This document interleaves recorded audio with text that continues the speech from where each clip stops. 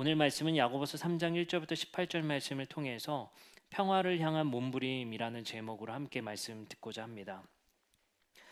야고보서 말씀 3장의 말씀은 사실 조금 무시무시한 말씀이죠. 그리고 참 우리에게 거리끼는 말씀이기도 합니다. 왜냐하면 입 조심해, 이게 전부예요. 입 조심해. 우리 다 아는 얘기죠. 당시에 야고보 사도가 썼었던 이 편지를 읽었었던 독자들과 교회들의 이러한 말로 인한 분쟁들이 있었나 봅니다. 또 1장과 2장에는 아시다시피 우리가 들었다시피 부에 대한 문제도 있었습니다. 가난한 자를 교회 안에서 형편없이 대했었던 것들에 대해서 경고하셨던 말씀들도 있습니다. 그리고 야고보가 썼었던 이 편지 속에 등장하는 교회와 또 독자들에게는 교회 안에 말로 인한 문제들도 꽤 심각했던 것 같습니다. 그렇게 야고보 사도는 자신의 지혜를 통해 또 하나님의 말씀의 권위를 통해 그들에게 말을 조심할 것을 당부하는 메시지가 바로 3장의 말씀입니다. 우리가 다시 한번 처음 말씀 들었었던 야고보서의 핵심 구절 다시 한번 보도록 하겠습니다. 야고보서 1장 2절부터 4절의 말씀이었죠. 새번역 성경입니다. 나의 형제 자매 여러분, 여러 가지 시험에 빠질 때에 그것을 더할 나위 없는 기쁨으로 생각하십시오. 여러분은 믿음의 시련에 인내를 낳는다는 것을 알고 있습니다. 여러분은 인내력을 충분히 발휘하여 조금도 부족함 없이 완전하고 성숙한 사람이 되십시오라고 권면으로 시작합니다. 여기서 두 가지가 중요했죠. 인내하십시오. 성숙하고 완전한 사람이 되십시오라는 권면이었습니다. 따라서 이 편지는 두 가지의 권면에 집중되어 있습니다. 당시에 야고보 사도의 시대 속에 당했었던 그리스도인들의 핍박 속에 인내를 가질 것을, 두 번째는 그 핍박의 시기 속에 성숙하고 완전한 그리스도인이 될 수 있기를 권면하는 책이 바로 야고보서입니다. 그리고 이제 뒤에 구절들은 성숙하고 완전한 인내 속에서 성숙하고 완전한 그리스도인들이 되기 위한 지혜의 말씀들이 담겨 있죠. 그것을 우리가 순서대로 보고 있는 것입니다. 그 중에 하나의 권면이 바로 오늘 본문 3장의 말씀인 말을 조심하자라는 권면입니다. 오늘 본문 말씀을 우리가 이해하기 전에 핵심 구절이었던 완전하고 성숙한 그리스도인이 되라는 권면 속에 완전이라는 헬라어 단어가 텔라이오스라는 헬라어 단어가 쓰입니다. 근데 이 텔라이오스 완전이라는 이 단어를 야고보서에는 꽤 자주 등장합니다. 세 구절이 등장하는데요. 방금 읽었었던 말씀과 1장 17절의 말씀에 보면 온갖 좋은 은사와 온전한 선물, 여기서 온전하다라는 게 아까 읽었던 완전하다의 텔라이오스가 쓰인 것입니다. 이 텔레이오스의 온전한 선물이 다 위로부터 빛들의 아버지께로부터 내려오나니라고 합니다. 온전함의 선물은 우리가 실천하고 노력만으로 가능한 것이 아니라 위로부터 내려오는 선물이다라고 말합니다. 1장 25절에도 등장합니다. 자유롭게 하는 온전한 율법을 들여다보고, 여기서도 온전한이 쓰였죠. 3장 2절의 말씀엔 이렇게 쓰입니다. 바로 오늘 본문입니다. 우리가 다 실수가 많으니 만일 말에 실수가 없는 자라면 곧 온전한 사람이라. 즉 야고보서 3장 2절에서는 완전한 그리스도인, 성숙하고 온전한 그리스도인이 되기 위해서 하는 권면, 실천은 말에 실수하지 마십시오라는 권면이 바로 오늘 본문 말씀입니다. 근데 우리가 아까 읽었다시피 야고보서 1장 17절에 온전한 선물이라는 것은 위로부터 아버지께로부터 온다라고 이야기합니다. 그리고 또한 오늘 본문의 말씀의 17절의 말씀에 보면 새번역 성경으로 이런 말씀이 있습니다. 그러나 위에서 오는 지혜는 우선 순결하고 다음으로 평화스럽고 친절하고 온순하고 자비와 선한 열매가 풍성하고 편견과 위선이 없습니다 라고 말한단 말이죠. 아까 뭐라고 했죠? 온전한 선물 은 위에서로부터 하나님 아버지께로부터 우리에게 주시는 선물이다라고 말했죠. 그리고 오늘 본문인 3장 17절에 그 위에서부터는 어떤 의미였어요? 아버지께로부터 오는 선물이 있는데 그 선물이 또한 지혜다라고 말을 합니다. 그 위에서부터 오는 지혜는 순결, 평화, 친절, 온순, 자비와 선한 열매, 편견과 위선이 없다라고 이야기한단 말이죠. 그리고 나서 야고보 사도는 두 가지를 구분합니다. 땅의 지혜와 하늘의 지혜. 다시 말하면 땅의 지혜와 위에서부터 오는 지혜를 구분해서 말합니다. 15절의 말씀에 이렇게 말합니다. 이러한 지혜는 위에서 내려온 것이 아니라 땅에 속한 것이고 육신에 속한 것이고 악마에게 속한 것입니다. 위의 지혜를 말합니다. 17절입니다. 그러나 위에서 오는 지혜는 순결하고 평화스럽고 친절하고 온순하고 자비와 선한 열매가 풍성하고 편견과 위선이 없습니다. 다음 구절입니다. 18절입니다. 정의의 열매는 평화를 이루는 사람들의 평화를 위하여 그 씨를 뿌려서 거두어들이는 열매입니다. 라고 말합니다. 다시 말하면 땅의 지혜는 이 땅의 갈등을 만들어내는 지혜일 것이고 위의 지혜는 평화를 만들어내는 지혜이다 라고 야고보 사도는 우리에게 말합니다.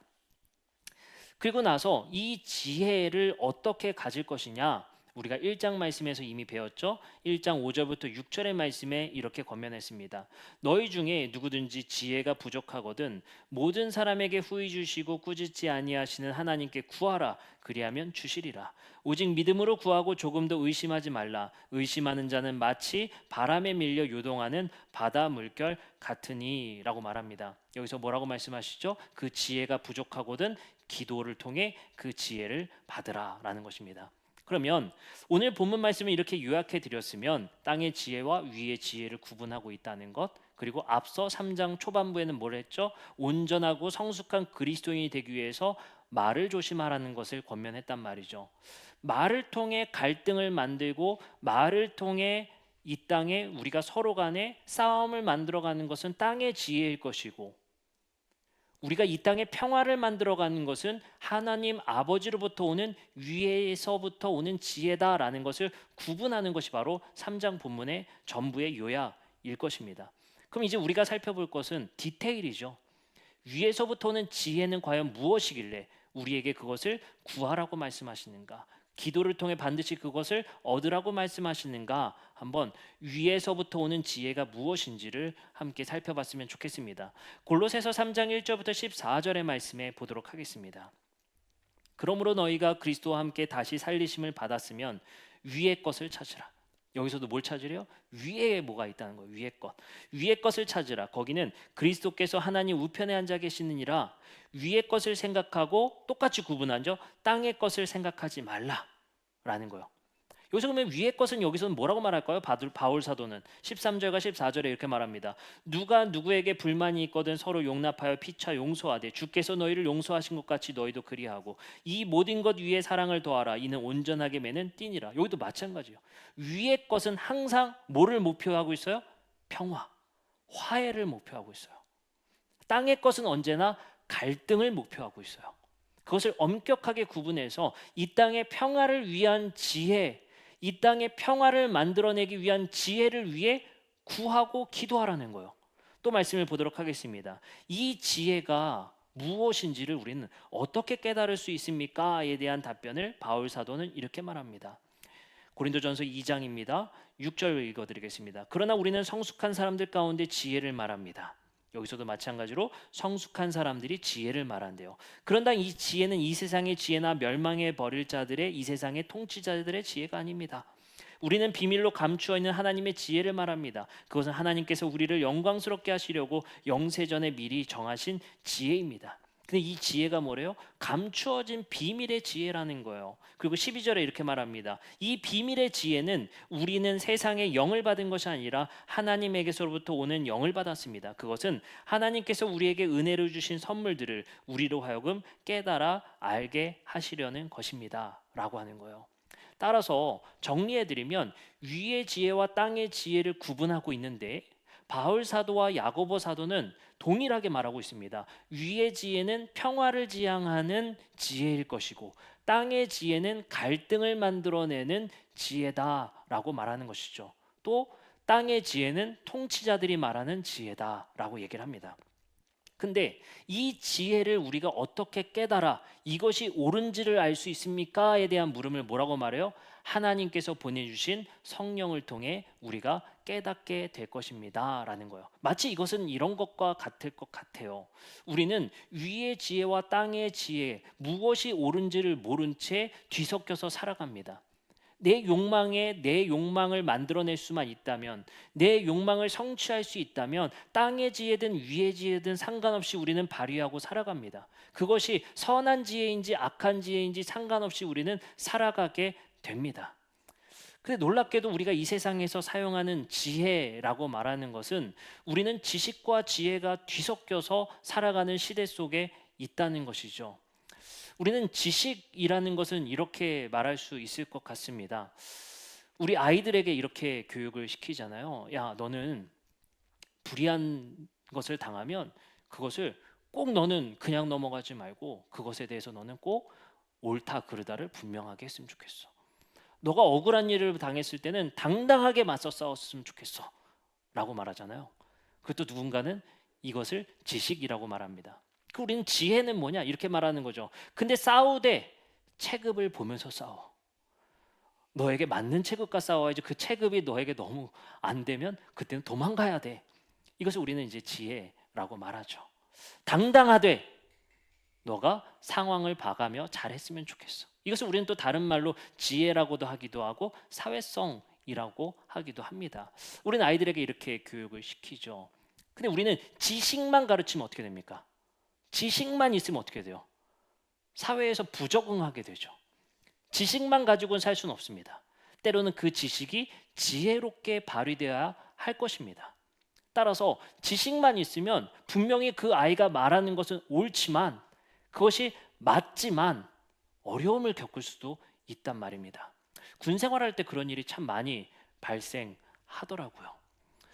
제가 이제 상병과 병장에 이르렀을 때 이제 이등병이 신병으로 딱 오게 됩니다. 근데 이제 신병도 이제 뭐 1년 차이 정도밖에 나지 않지만 굉장히 시대적 그 생각이 다르다는 걸 느끼게 됩니다. 이등병이 들어왔는데 어느 날 간부님이 오셔서 얘기하시는 거예요. 오늘 미안한데 토요일인데 너희들이 페인트 작업 좀 해야 되겠어? 라고 말합니다. 네, 그러면 우리가 몇 시까지 어디서 모일까요? 제가 말을 하겠죠. 근데 이제 이등병이 딱 말합니다. 오늘 쉬는 날 아닙니까? 분위기가 말도 못합니다. 지식적으로는 맞죠. 쉬는 날이 정해졌으니 당당하게 아니라고 말할 권리가 있습니다. 그러나 우리는 지혜라는 게 또 필요한 것이죠. 그만큼 우리가 세상을 살기 위해서는 지식과 지혜가 함께 잘 운용되어야 할 것입니다. 오늘 본문 말씀에서도 지혜라는 것을 강조하고 있단 말이죠. 그리고 그 지혜를 우리가 어떻게 잘 할 수 있을 것인가에 대해서 성령이 그 지혜가 무엇인지를 깨달아 알게 할 것이다 라고 얘기합니다. 요한복음 14장 25절부터 26절의 말씀에서도 성령은 우리에게 깨닫게 하시는 분이라는 것을 반복적으로 말씀하십니다. 내가 아직 너희와 함께 있어서 이 말을 너희에게 하였거니와 보혜사 곧 아버지께서 내 이름으로 보내실 성령 그가 너희에게 모든 것을 가르치고 내가 너희에게 말한 모든 것을 생각나게 하리라 라고 이야기를 합니다. 성령은 우리에게 그 지혜를 깨닫게 하신다는 겁니다.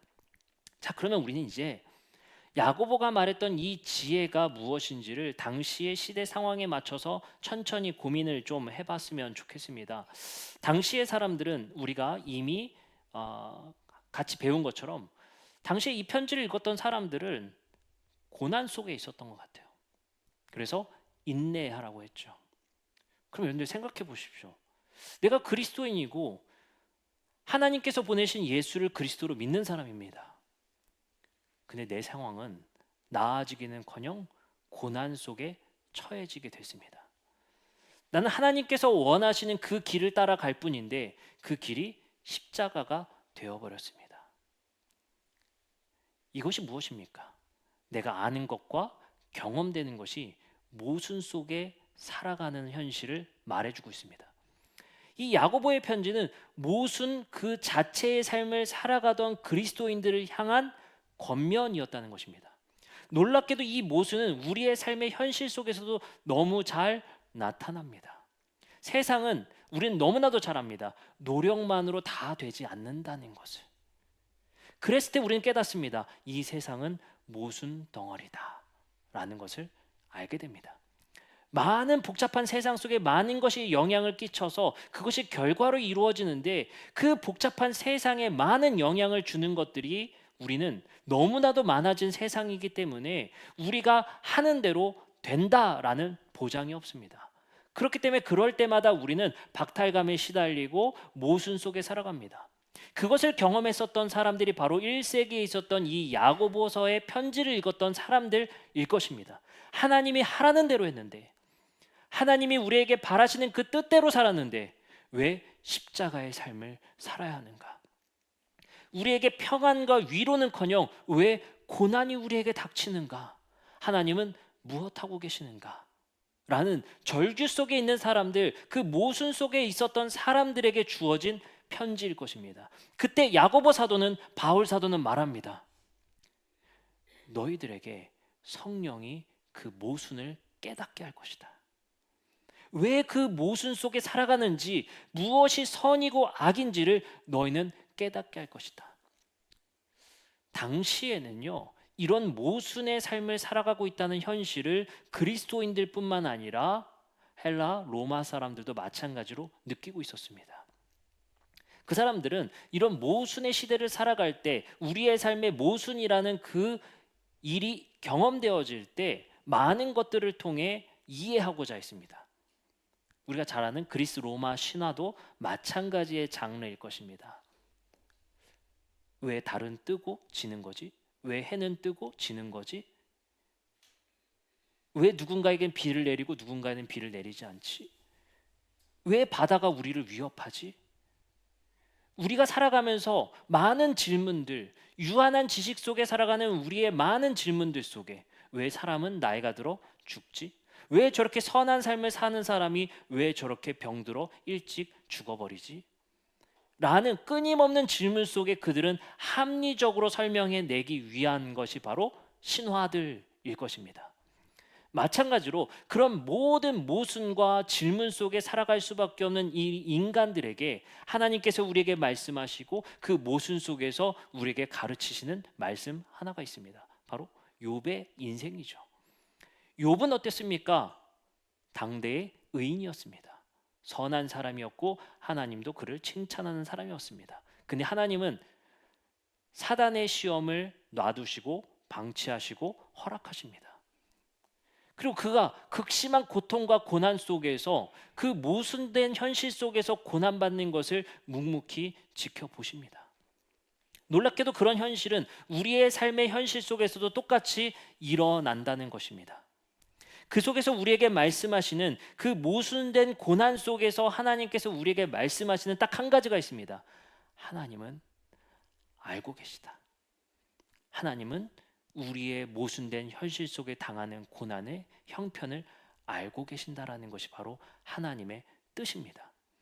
그것이 하나님이 우리에게 가르쳐 주시는 말씀이며, 하나님은 이 세상이 모순되다는 사실을 알고 계신 분이 바로 하나님이라는 사실을 우리에게 알려주십니다.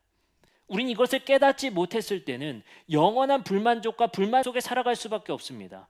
나는 하는 대로 했는데, 할 만큼 했는데 왜 내 현실은 이러하는가? 이것이 교회에서도 똑같이 일어나는 것을 수많은 사역의 결과 속에서도 보게 됩니다. 학생부 사역을 하면 이런 일이 꼭 발생하죠. 이제 11월이 다가오면 하는 게 있습니다. 수험생 어머니 기도회입니다. 수험생 어머니 기도회가 마치고 수능이 되면 우리 교회 학생들은, 저는 전도사 입장에서 반드시 다 잘 봤으면 좋겠어요. 반드시 다 합격했으면 좋겠어요. 꼭 그럴까요? 결과가 그렇지가 않습니다. 누군가는 감사원금을 하게 되고 누군가는 괴로움에 빠지게 됩니다. 그러면 누군가는 괴로움에 빠진 그 현장의 가족들은 자책합니다. 아, 그래. 그때 기도에 한 번 더 나갈 걸. 내가 일찍 기도를 마쳐서 집에 갔나 보다. 자신을 자책하며 신앙을 자책하며 괴로워합니다. 이것이 바로 우리가 알지 못하는 영역에 대한 물음표이고 모순 속에 당하는 고난일 것입니다. 그 속에 오늘 야고보 사도는 야고보서를 읽었었던 독자들과 지금 현대 그리스도인 우리의 모순된 현실 속에 지혜를 구하라라고 말씀하십니다. 그리고 그 지혜의 지향점은 평화를 만들어가는 것이다 라고 말하는 것이죠. 저는 이 책을 읽으면서, 이 말씀을 읽으면서 사실 야고보서를 읽었던 사람들은 화가 났을 것 같아요. 참 속 좋은 얘기 하고 계십니다. 우리 죽게 생겼는데 무슨 평화입니까? 우리 죽게 생겼는데 무슨 인내입니까? 라고 말할 것 같아요. 성경의 말씀들이 그렇습니다. 예수 그리스도가 말씀하신 산상수훈을 보시기 바랍니다. 가난한 자는 복이 있나니 천국이 그들의 것이요. 속 좋은 소리 하고 계십니다, 예수님. 가난의 복이 어디 있습니까?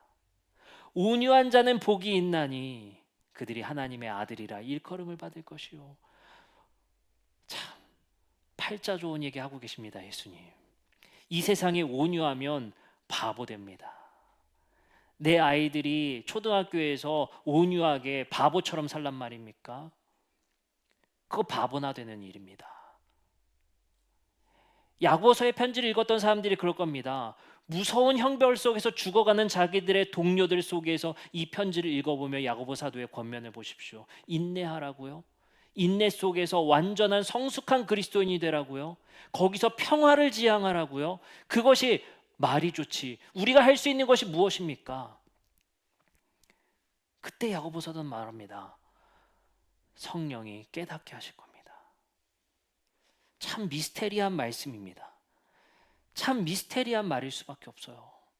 이걸 과연 어떻게 받아들였을까?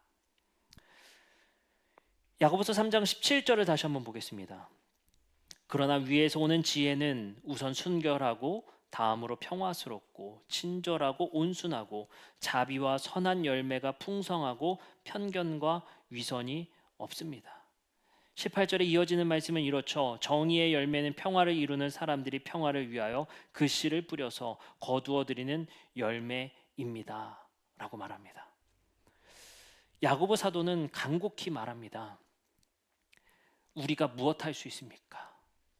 우리가 할 수 있는 것이 무엇입니까? 라고 분노에 찬 질문을 하고 있는 이 독자들에게 야고보 사도는 말합니다. 그래도 평화를 구하십시오.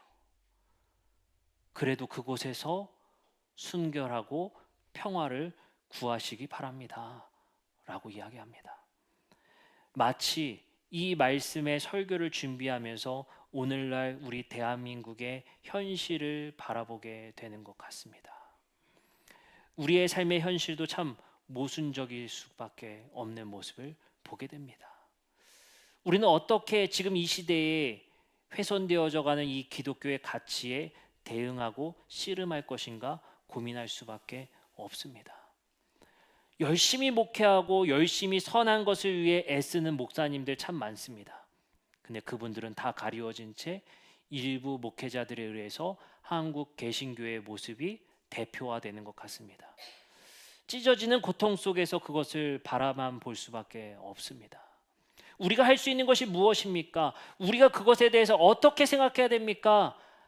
야고보 사도는 오늘날 우리에게도 말씀하십니다. 지혜를 구하고 평화를 위하여 씨를 뿌리시기 바랍니다.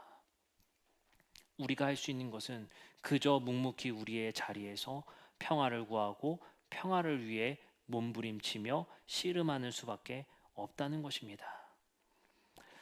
모순적인 세상으로 인해서 겪는 고통 속에 인내와 하나님이 우리의 그 모순 속에 살아가는 그 삶의 형편을 아신다는 것을 믿음으로 우리의 삶을 살아가라는 것이 바로 야고보 사도의 권면입니다.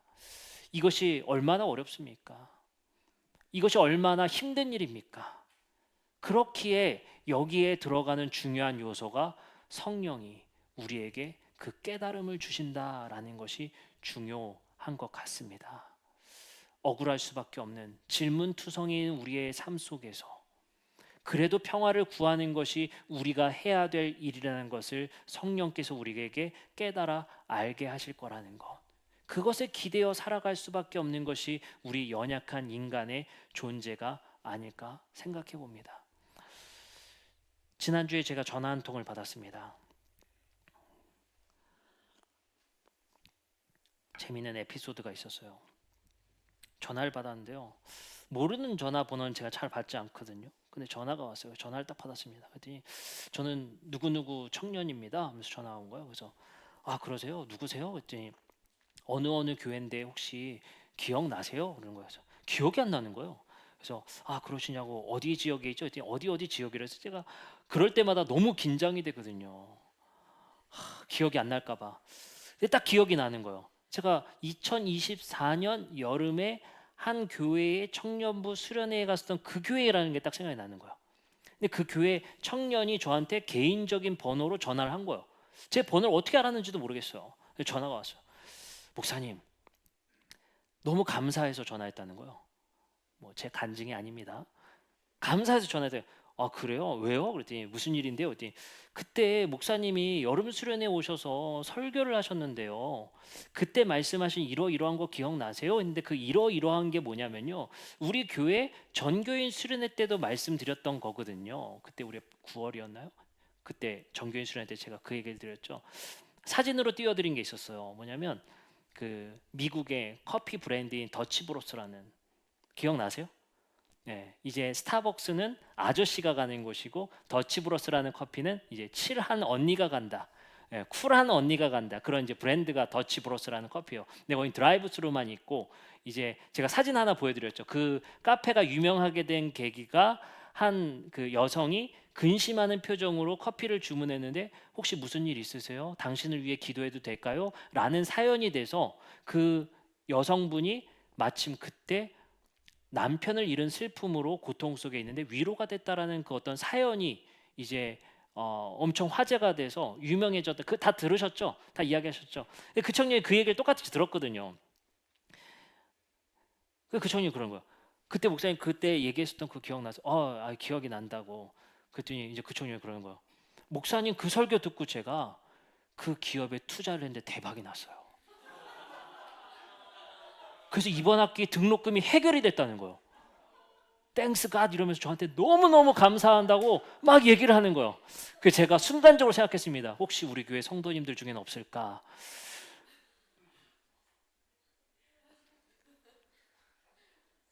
근데 참 그 얘기를 들으면서 모순적이더라고요. 왠지 아세요?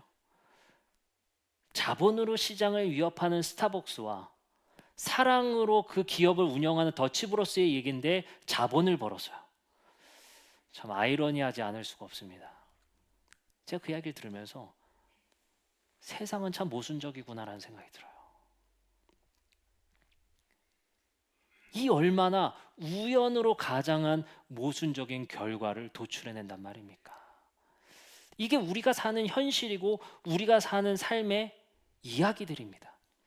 이러한 시대 속을 살아가는 우리에게 야고보 사도는 참 속 좋은 얘기로 평화를 구하라고 이야기한다라는 이 메시지가 우리에게 어떻게 들려질지 저도 상상하기가 어렵습니다.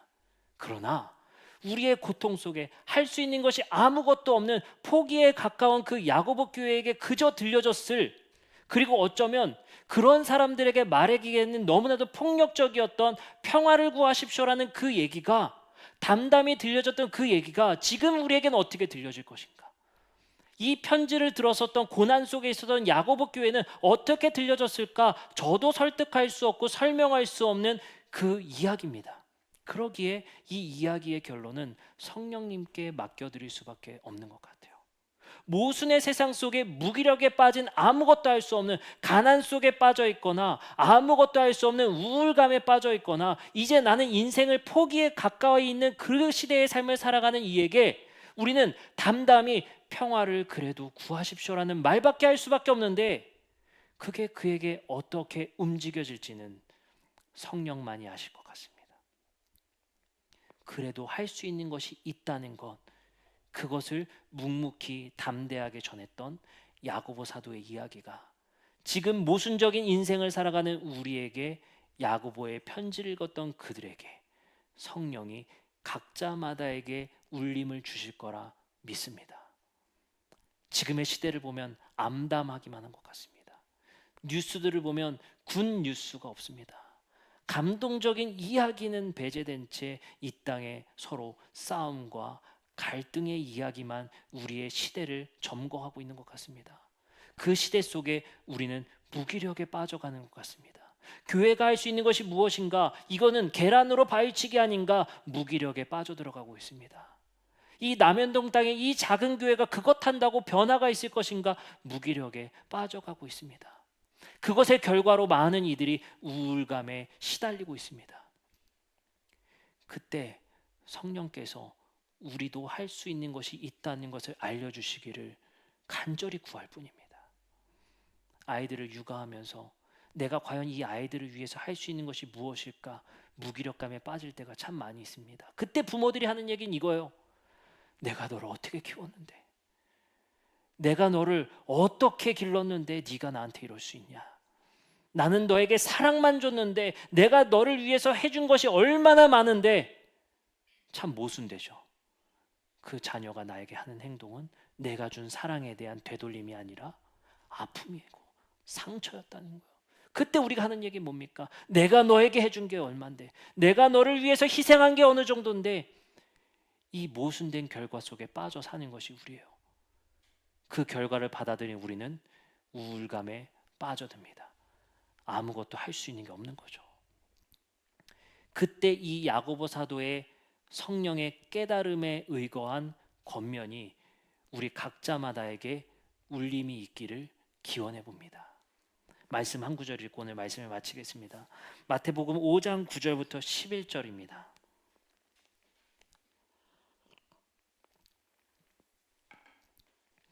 화평하게 하는 자는 복이 있나니 그들이 하나님의 아들이라 일컬음을 받을 것이며 의를 위하여 박해받는 자는 복이 있나니 천국이 그들의 것임이라. 나로 말미암아 너희를 욕하고 박해하고 거짓으로 너희를 거슬려 모든 악한 말을 할 때에 너희에게 복이 있나니.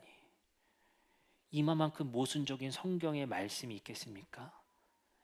예수 그리스도의 이 말씀이 얼마나 모순적입니까? 화평하게 하는 자는 복이 있는데 그가 하나님의 아들이라 일컬음을 받을 것입니다. 근데 그는 그 의 때문에 박해받는 자가 될 것이고, 나로 말미암아 너희를 욕하고 박해하고 거짓으로 너희를 거슬려 모든 악한 말을 할 때에는 너희에게 복이 있습니다. 이 모순된 예수 그리스도의 말씀, 우리의 지금의 생각하는 관념적인 복과는 너무나도 괴리가 있는 이 예수 그리스도의 세상의 이치와는 다른 복의 말씀, 이거를 우리의 상식과 우리의 관념으로는 도무지 납득하거나 받아들이거나 이해할 수가 없습니다.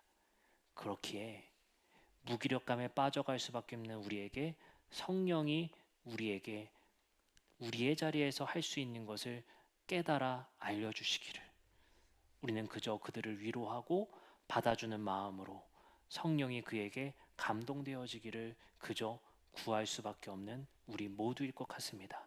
이제 우리 함께 찬양하고 기도하는 시간 갖도록 하겠습니다.